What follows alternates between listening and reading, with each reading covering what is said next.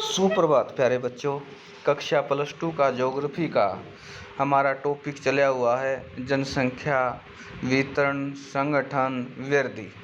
इसके बारे में हम चर्चा कर रहे हैं। जनसंख्या बहुत ही महत्वपूर्ण टॉपिक है और निरंतर भारत विश्व में दूसरे स्थान पर, यानी वो दिन भी दूर नहीं, यदि इसी प्रकार से जनसंख्या वृद्धि होती रही तो हम पहला स्थान भी प्राप्त कर लेंगे। इसके बारे में हम पढ़ रहे हैं कि क्षेत्र के बारे में, उसके वितरण के बारे में, प्रवास के बारे में, संगठन के बारे में। इसी आज के पीरियड में हम पढ़ेंगे जनसंख्या वृद्धि की प्रवृत्तियों के बारे में। पृथ्वी पर जनसंख्या 700 करोड़ से भी अधिक है। इस आकार तक पहुंचने में जनसंख्या को शताब्दियां लगी, यानी बहुत लंबा समय।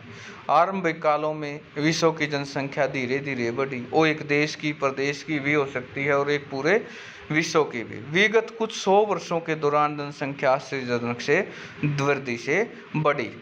जनसंख्या वृद्धि की कहानी बताता है लगभग 8000 से 12000 वर्ष पूर्व कृषि उद्भव का व आरंभ के पश्चात जनसंख्या का आकार बहुत छोटा था। मोटे तौर पर 80 लाख। ईसा की पहली शताब्दी में जनसंख्या 30 करोड़ से कम थी। 16वीं और 17वीं शताब्दी में बढ़ते विश्व व्यापार में जनसंख्या की तीव्र वृद्धि के लिए मंच तैयार किया गया। 1750 ईस्वी के आसपास जब औद्योगिक क्रांति का उदय हुआ, विश्व की जनसंख्या 55 करोड़ थी। 18वीं शताब्दी में औद्योगिक क्रांति के पश्चात विश्व जनसंख्या में विस्फोटक वृद्धि हुई। अब तक प्राप्त प्रौद्योगिकी प्रगति ने जन्म दर को घटाने में सहायता की और त्वरित जनसंख्या वृद्धि के लिए मंच प्रदान किया। यानी जिस प्रकार हमने विज्ञान में तरक्की की, उसी प्रकार जनसंख्या में भी। विज्ञान और प्रौद्योगिकी किस प्रकार जनसंख्या की वृद्धि में सहायक है। मानवीय और प्राणी ऊर्जा के स्थान पर भाप इंजन प्रतिस्थापित हो गया, जिसे पवन और जल के लिए यांत्रिक ऊर्जा उपलब्ध कराई। इसमें कृषिगत और औद्योगिक उत्पादन में वृद्धि हुई। महामारियों व अन्य संक्रामक रोगों के विरुद्ध टीकाकरण, चिकित्सा सुविधा में सुधार, स्वास्थ्य ने पूरे विश्व में मृत्यु दरों की तीव्रता को घटाने में योगदान दिया। यहाँ पर एक पिक्चर में हमें दिखाया गया है प्रौद्योगिकी और जनसंख्या का किस प्रकार से संबंध रहा है।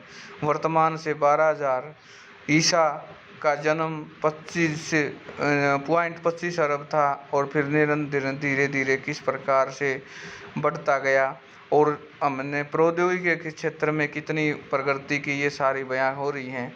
विश्व जनसंख्या के 2 गुना होने की अवधि कितनी है। मानव जनसंख्या को प्रारंभिक 1 करोड़ होने में 10 लाख से भी अधिक वर्ष लग गए, किंतु इसे 5 अरब से 6 अरब होने में मात्र 12 वर्ष लगे। तालिका 2.2 को ध्यानपूर्वक देखें तो यह दर्शाती है कि विश्व जनसंख्या के 2 गुना होने की अवधि तेजी से घट रही है। विश्व प्रदेशों में उनकी जनसंख्या में 2 गुना होने में अत्यधिक भिन्नताएं पाई जाती हैं। विकसित देश विकासशील देशों की तुलना में अधिक जनसंख्या 2 गुना करने के लिए अधिक समय ले रही है। जनसंख्या की अधिकतर वृद्धि विकासशील विश्व से हो रही है, जहां जनसंख्या विस्फोटक हो रहा है। ऐसा क्यों? जनसंख्या परिवर्तित के स्थानिक प्रारूप क्या हैं? विश्व के विभिन्न भागों में जनसंख्या वृद्धि की तुलना की जा सकती है। विकसित देशों में विकासशील देशों की तुलना में जनसंख्या वृद्धि कम है, वहाँ जागरूकता अधिक है। जनसंख्या वृद्धि और आर्थिक विकास में ऋणात्मक सहसंबंध पाया जाता है। यद्यपि जनसंख्या परिवर्तन की वार्षिक दर 1.4% निम्न है। तालिका 2.3 में वास्तव में ऐसा नहीं। इसका कारण है, जब एक निम्न वार्षिक दर अत्यंत बड़ी जनसंख्या पर लागू होती है तो इसे जनसंख्या की विशाल परिवर्तन होता है। यद्यपि वृद्धि दर निरंतर घटती रहे और कुल जनसंख्या प्रतिवर्ष बढ़ती रहे तो वर्षों के दौरान मृत्यु दर की भांति शिशु दर भी वृद्धि हुई हो सकती है। विश्व में 1.6 और अनुमानित 1.2। अफ्रीका में 2.4। इस प्रकार ये आंकड़े दर्शाए गए हैं। जनसंख्या परिवर्तन का प्रभाव क्या है? एक विकासशील अर्थव्यवस्था में जनसंख्या की अल्प वृद्धि अपेक्षित है। फिर भी एक निश्चित स्तर पर के बाद जनसंख्या वृद्धि समस्याओं को उत्पन्न करती है। इसमें से संसाधनों का ह्रास सर्वाधिक गंभीर है। जनसंख्या का ह्रास भी चिंता का विषय है। यह इंगित करता है कि वे संसाधन जो पहले जनसंख्या का पोषण करते थे, अब उनका जनसंख्या में पोषण के सक्षम नहीं रहे। AIDS, HIV, acquired immunodeficiency syndrome जैसी घातक महामारियों ने अफ्रीका और स्वतंत्र राष्ट्रमंडल, अभी हम देख रहे हैं एक बहुत ही बड़ी महामारी वर्तमान में जिसे विश्व जूझ रहा है, तो एक जनसंख्या का स्तर यानी जनसंख्या वृद्धि पर एक ब्रेक लगी है। लगभग विश्व के आंकड़े बताते हैं 5 से 6 लाख लोगों की इस वायरस के द्वारा जान जा चुकी है। अफ्रीका के स्वतंत्र राष्ट्रों में, कुछ भागों में एशिया में मृत्यु दर बढ़ा दी है और औसत जीवन प्रत्याशा घटा दी, इससे वृद्धि धीमी हुई है।